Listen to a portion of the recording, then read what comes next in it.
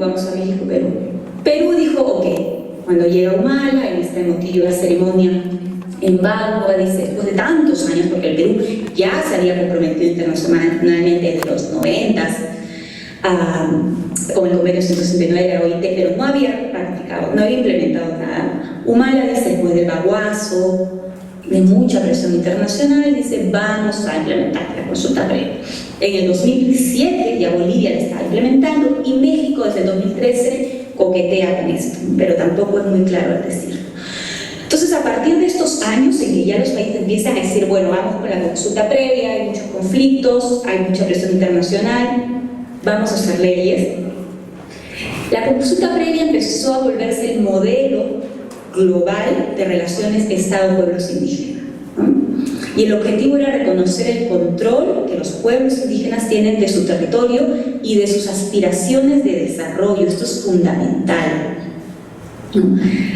¿Qué entienden las poblaciones por desarrollo en sus territorios? Hubo mucho entusiasmo por la declaración, otra vez mucho entusiasmo por la consulta, y bueno, empezó la implementación de las leyes. Ven todos, señores, acá. Yo empecé a investigar cómo se estaba implementando justamente la consulta, cómo estaban resultando las consultas.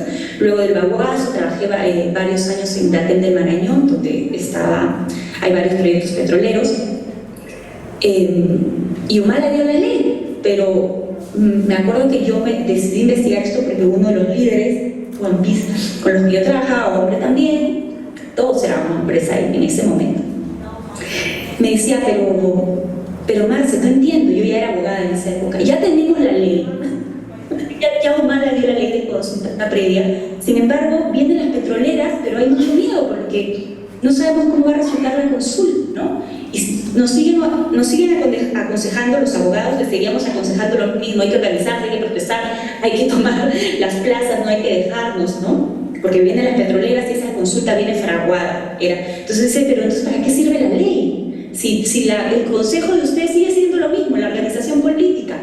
Entonces dije, ¿pero qué se está pasando con esta ley? Empecé a investigar, diseñé mi investigación, ya estudiando el doctorado de vamos para Bolivia, vamos para México y vamos para Perú y vamos a ver qué está sucediendo con estas consultas a lo largo de los años, ¿no? Y como mi interés específico es proteger la tierra de minería y petróleo, que en ese momento eran las industrias más agresivas, yo dije, voy a examinar consultas previas en estos 3 países en minería e hidrocarburos.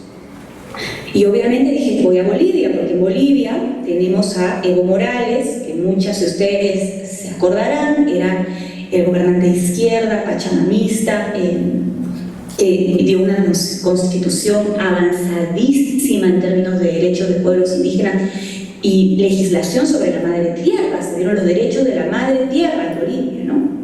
Entonces, lo que me decían las investigaciones previas es que en aquellos gobiernos donde haya una ideología progresista, ¿no?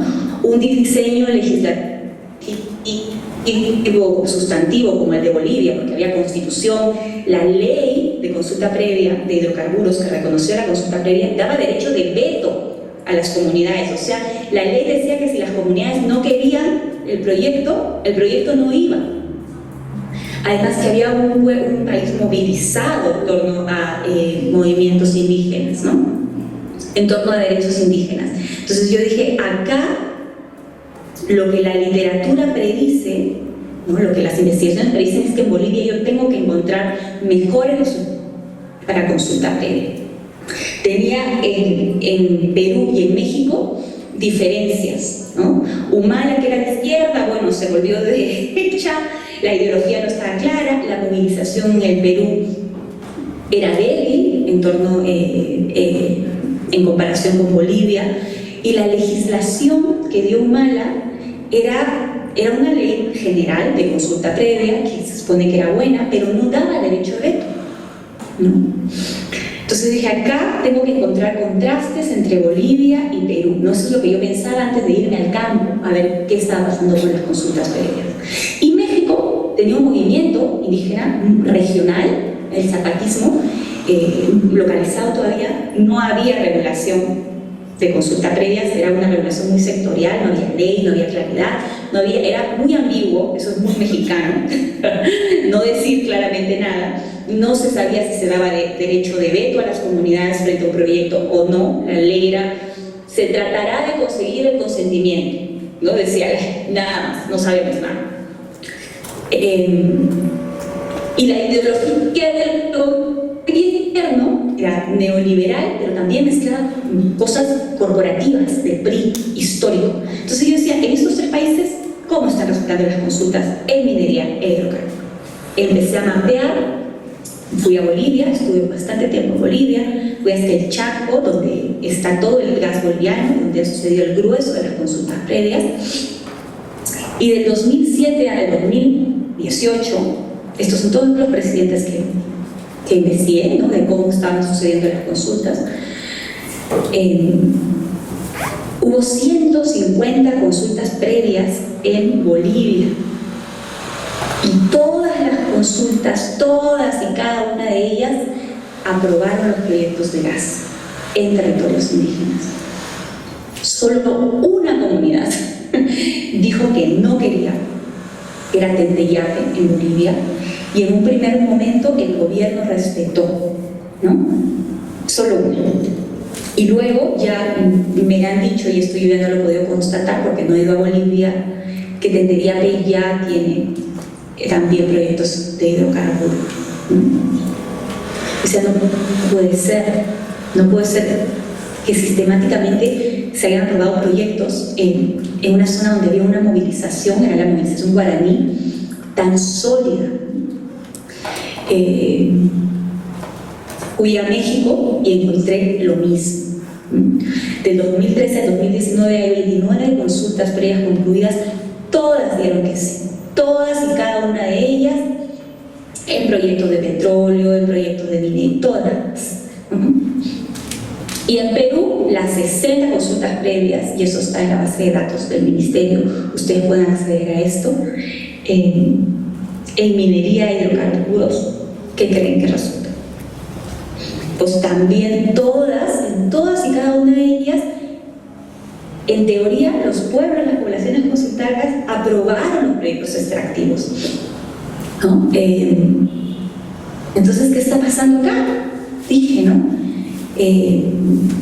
O estas consultas son fraudulentas, o los pueblos indígenas decían que no querían extractivismo y si quieren, no puede ser que todas estas consultas previas tengan que sí. ¿Dónde está el movimiento indígena? ¿Dónde está el movimiento antipetróleo? ¿Qué está pasando? Bueno, ya les dije por qué elegí estos países.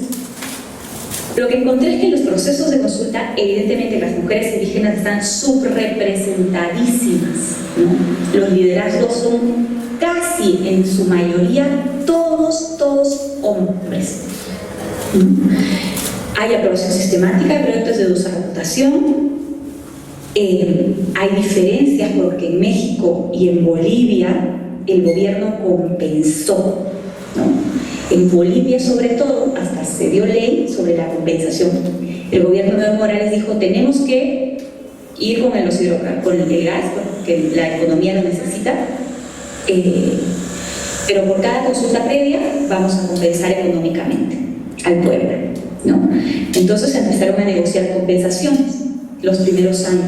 México también, esta no es una política tan clara, porque no está como en Bolivia la ley de hasta cuánto tienen derecho a pedir los pueblos indígenas dependiendo del proyecto que se haga, pero sí compensó también por un gasoducto, 70 millones de pesos al pueblo yaqui por aceptar el gasoducto. Perú ha sido más renuente a esto, ¿no? Como que hubo promesa de compensar económicamente, pero no se ha materializado. Hay divisiones en los grupos. Todas las actas de consulta previa que ustedes pueden ver en la página del ministerio dicen promesas, ¿no? El gobierno se compromete a trasladar las demandas de trabajo, infraestructura a los pueblos, pero no hay ningún compromiso claro. Entonces, Bolivia pagó, México paga cuando tiene que pagar y cuando puede no pagar, no paga, ¿no? Y Perú decididamente no quiere pagar, ¿no?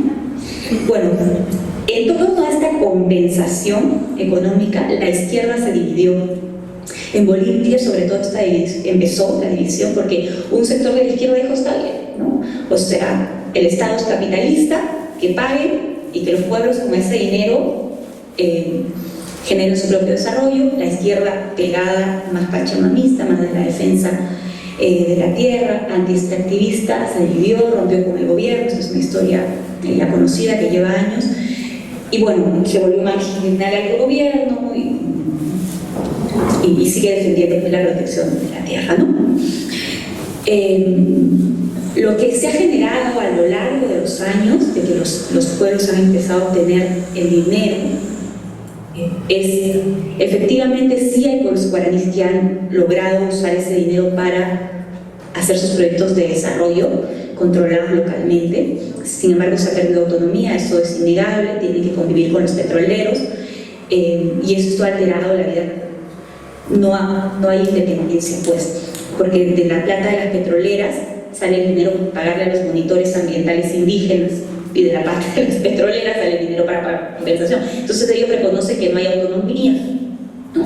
Pero también tienen dinero para hacer sus proyectos agroecológicos, están tratando de promover el ecoturismo y cada comunidad pues se reparten el dinero y cada comunidad tiene el dinero que viene de las petroleras, ¿no? Entonces, sin embargo, se fracturó la organización guaraní duramente, o sea, se dividió entre quienes no estaban de acuerdo con el dinero que se estaba negociando, acusaciones de corrupción, a diestra y siniestra, ¿no? De los líderes que se habían agarrado la plata. Bueno, se rompió y se debilitó los guaraníes mucho a partir de la compensación económica.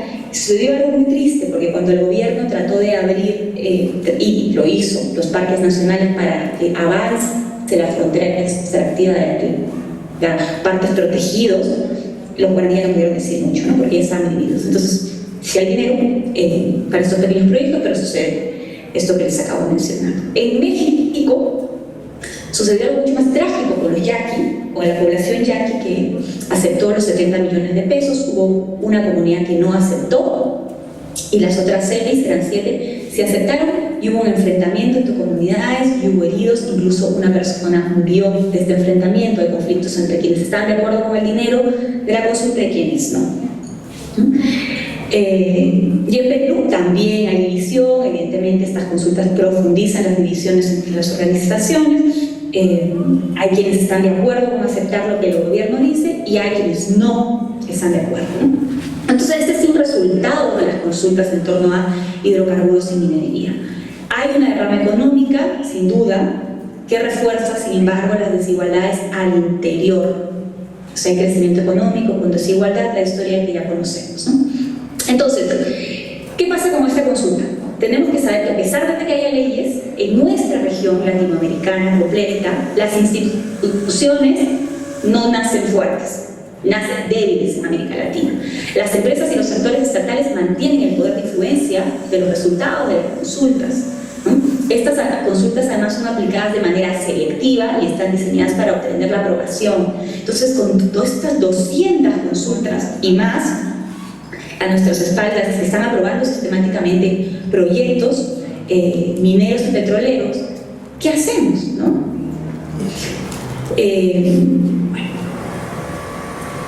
Cuando pedíamos movimientos y activistas en la consulta, teníamos esta ilusión de que este instrumento sirviera para nivelar la desigualdad entre las comunidades y las grandes corporaciones mineras del gobierno, ¿no? En este sentido de David y Goliat, ¿no?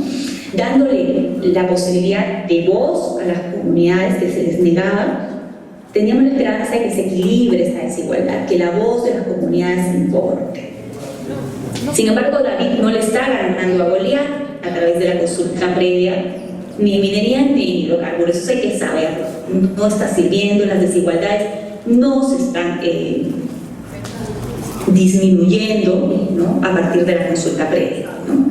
Muchos académicos, activistas, líderes de las comunidades son críticos de hacer de la consulta previa el centro del activismo de derechos indígenas. Muchas personas están diciendo, por favor, ya, el derecho es la libre determinación. La consulta previa era solo un derecho procesual, era un derecho que sirve como apoyo, ayuda para la libre determinación, pero no es el derecho sustantivo. El derecho sustantivo es la libre determinación. Vamos a ver cómo logramos la libre determinación. La consulta previa no es el mecanismo ideal. Esto es en algunos sectores. Ustedes se formarán su propia decisión. Entonces, algunas respuestas de las comunidades, mientras que un sector sigue firme diciendo las consultas se hacen mal, ¿no? Tenemos que lograr que se hagan bien. Yo no estoy en ese sector, la verdad, ¿no? Yo creo que las consultas no se van a hacer bien, pero lo entiendo, ¿no? Tenemos que hacer que el gobierno respete los estándares internacionales, el consentimiento libre, previo, informado. Este es un sector que sigue luchando, el más institucionalista, porque las consultas se hagan bien, ¿no? Y hay otro sector, el que dice, de plano, yo no quiero que me consulte el Estado, yo genero mis propias autoconsultas. Este es un fenómeno que surgió en Guatemala y que se está expandiendo en México y también en Perú, sino que no se llama necesariamente autoconsulta, ¿no? Se acordarán de Tambo Grande, del referéndum popular, donde la propia comunidad hizo su referéndum, su consulta y dijo, no queremos minería, ¿no? Bueno, esto es más o menos eso, pero se llama autoconsulta. ¿Qué es la autoconsulta? La autoconsulta es, el derecho es la consulta previa y nosotros no necesitamos que nadie nos consulte, nosotros tenemos nuestras asambleas para consultarnos, ¿no? Tiene sus problemas, pero acá en México ha habido casos exitosos de autoconsulta. Por ejemplo, el pueblo maya, donde Lourdes estuvo, en Yucatán, rechazó una mega granja porcícola donde querían instalarse. Miren, este pueblo maya tiene una cantidad de cenotes que son importantísimos para el pueblo maya, son aguas cristalinas subterráneas que están habilitando para el ecoturismo y que están funcionando muy bien para las poblaciones en términos económicos. Bueno, esta población que tiene como 300 cenotes en sus tierras, así maravillas del mundo, ¿no? Protegidas, se quiso instalar una empresa para criar 50.000 cerdos, ¿no? Para vender la carne de los cerdos masivamente a gran escala a China y a Japón, ¿no? O sea, que querían utilizar el territorio para... esto es considerado extractivismo también, la carne va para afuera y la población estaba aterrada de que los desechos de los cerdos, porque el suelo es muy escárstico, es permeable, todo lo que pasa en la superficie cae al subsuelo, o sea, los cenotes, que la caca de los cerdos, digamos, termine y todos los desechos terminen en los cenotes.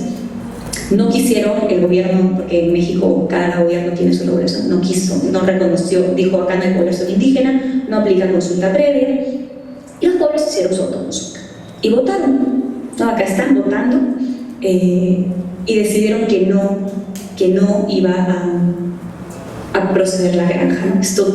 Hubo una gran movilización, se movilizaron muchos sectores y la Corte de México decidió que el proyecto se suspendía. Esto fue también otro golazo, porque la empresa no había cumplido con asegurar 100% que el agua no se iba a contaminar. Los pueblos celebraron, siguen en la lucha porque la empresa ha apelado y todo, pero bueno, este fue un ejercicio del derecho en que dicen nuestro derecho de autoconsulta para garantizar nuestra libre determinación es autoejecutable. Lo podemos ejecutar nosotros. Si viene alguien a consultarnos, esto ya es que la consulta va a dar que sí, ¿no? O sea, siempre van a encontrar grupos que digan que sí, el gobierno va a legitimar esos grupos, va a correr dinero, autoconsulta. Esta es una manera que yo creo es importante de apropiarnos de la consulta, rescatar el valor, el espíritu del instrumento, ¿no? Que es proteger el derecho de los pueblos a defender su territorio y su modelo de desarrollo y tomarlo en las propias manos del gobierno. O sea, no necesitamos que nadie nos consulte, esa es la consigna, ¿no? Nosotros nos podemos consultar, pero tenemos asamblea. Bueno, este es un caso. Ahora, también la consulta previa, esto quiero que sepan, ¿no? Así funciona en minería y hidrocarburos, esto se está haciendo en otros países, y que también en Perú la autoconsulta para contrarrestar este uso manipulador del Estado, del derecho, y lograr la libre determinación.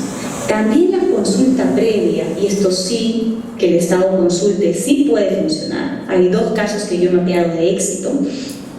Cuando aquello que es materia de consulta se enmarca dentro de un proceso sobre lo cual el Estado no tiene una posición fija.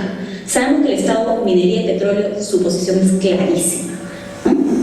Y va a hacer lo que tenga que hacer para conseguir el sí, y lo puede hacer exitosamente, porque al interior las comunidades están divididas, los liderazgos son masculinos, más corrompibles, o sea, eso es un hecho, ¿no? Pero aquí donde no hay una posición fija, entonces ahí sí pueden participar en consulta previa.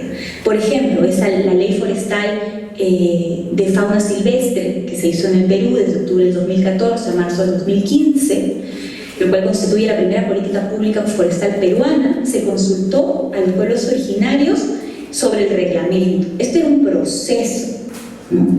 Y lo que yo conozco este proceso por el trabajo de Cristina Miranda, que Lourdes conoce, y también investigadora peruana, es que hubo un empoderamiento de las mujeres indígenas, ¿no? Las mujeres tuvieron una voz importante en el proceso y el resultado fue exitoso, pero fue un proceso, no fue ¿quieres este proyecto sí o no? ¿No? Es vamos a reglamentar la ley. Lo mismo sucedió acá en México, en Oaxaca, en torno a un decreto de Veda desde 1967, que imagínense que prohibía el uso de agua a las comunidades indígenas porque no había mucha agua. Entonces los pueblos decidieron implementar consulta previa, participar en la consulta previa para reglamentar un derecho, ¿no? En un proceso de años. No es un sí o no y yo quiero ya ahorita en 3 meses que me digas que sí, ¿no? Es un proceso de años. El gobierno reconoció el derecho del control del agua subterráneo a las poblaciones indígenas y que ellos eran administradores de los pueblos, del recurso, ¿no? Entonces esto es diferente a estas consultas extractivas, ¿no? Inmediatistas, ¿no? Se ve la diferencia, igual después si quieren lo conversamos, ¿no? Entonces, para sí o no de proyectos extractivos la consulta está viciada. ¿Cuál es la alternativa que yo encuentro desde los propios territorios? Autoconsulta. Autoconsulta que Lourdes les contará, porque en Yucatán está muy fuerte, las comunidades mayas están liderando autoconsultas, están agresivamente diciendo el derecho lo implementamos nosotros, ¿no? Procesos del Estado, cuando hay leyes en las que si hay una intención pues, genuina de vamos a reglamentar esto todos desde el inicio, desde el comienzo, por eso yo ahí sí digo vamos con la consulta, vamos a poner a la participación de las mujeres en INED. Entonces espero que esto haya quedado claro, ¿no? Algunas reflexiones que les digo: la consulta previa es un derecho adjetivo, no sustantivo. La consulta previa sirve para el derecho a la libre determinación, que es el derecho sustantivo, ¿no? Para mí, en proyectos extractivos no sirve, deberíamos utilizar la autoconsulta. Solo tiene sentido este derecho si los pueblos pueden definir, deliberar y decidir sobre el modelo de desarrollo que más convenga, con una participación activa de las mujeres indígenas, ¿no? Porque este derecho también ha sido, ¿qué les voy a contar a ustedes que no sepan, ¿no? Ha sido capturado también por liderazgos masculinos, y ahí entre señores se entienden, ¿no? Porque finalmente los señores en el gobierno también han sido señores, y esta señora que está en el gobierno repite, ¿no? La forma de gobernar de los señores. El activismo indígena y medioambiental debe moverse de lleno hacia fortalecer procesos de autogobierno y movilizar recursos para lograr la autonomía económica de los pueblos. Los guaraníes tienen dinero, pero han perdido autonomía, ¿no? Entonces han perdido la solidez de su organización. Yo no soy quien para decirles lo que tengan que hacer, pero les dejo ahí el resultado de las propias voces de los pueblos, ¿no? Tenemos dinero, estamos haciendo nuestros proyectitos. Me dijo un capitán guaraní: no podemos decir que no, tenemos que convivir con las reglas de los petroleros, ellos pagan los salarios de los monitores ambientales y nos pagan el dinero de la compensación. Ahí se los dejo, ¿no? Recordemos que la protección de la biodiversidad y la sostenibilidad ambiental también es un derecho de los pueblos indígenas y de los demás pueblos del mundo. Muchas gracias, espero que hayan entendido y nada, quedo atenta a las preguntas que tengan.